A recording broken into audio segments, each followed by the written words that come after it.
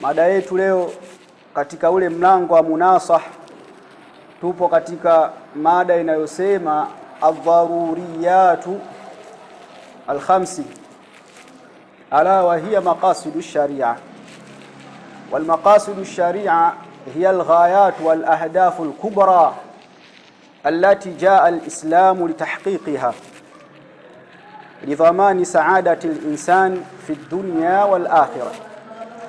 Tunapozungumzia dharuriyatil khams, tunasema kwa Kiswahili mambo muhimu matano,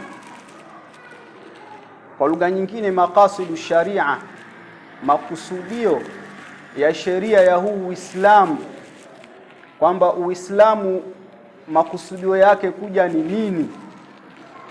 Kwa katika makusudio kuna makusudio mangapi makuu?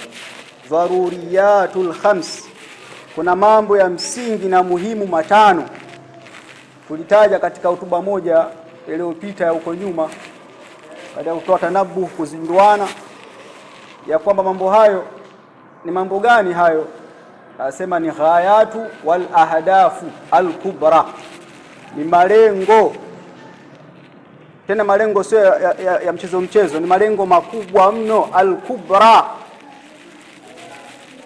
allati jaa al-islamu, malengo ambayo Uislamu wetu umekuja kwa ajili gani? Litahqiqiha, ili tufikie malengo hayo, kuyapata. Litahqiqiha, ili tufikie kuyapata malengo hayo.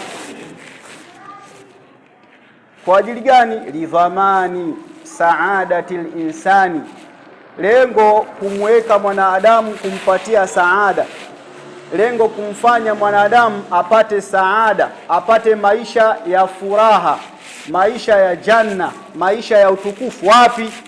Fi dunya, katika dunia yake. Ili apate saada ni lazima ahakikishe kwamba sheria imekuja kumwekea haya. Akihakikisha kwamba yanapatikana, bila shaka atakuwa mwenye kupata saada katika dunia yake, wal akhirah, na maisha ya wapi? Ya akhirah. Tukataja katika hotuba yetu iliyopita ya huko nyuma ya kwamba ya mwanzo kabisa ni sheria imekuja kutuhifadhia dini. Tukasema ni hifadhu dini, sheria imekuja kuhifadhi dini. Kuhifadhi dini na nini?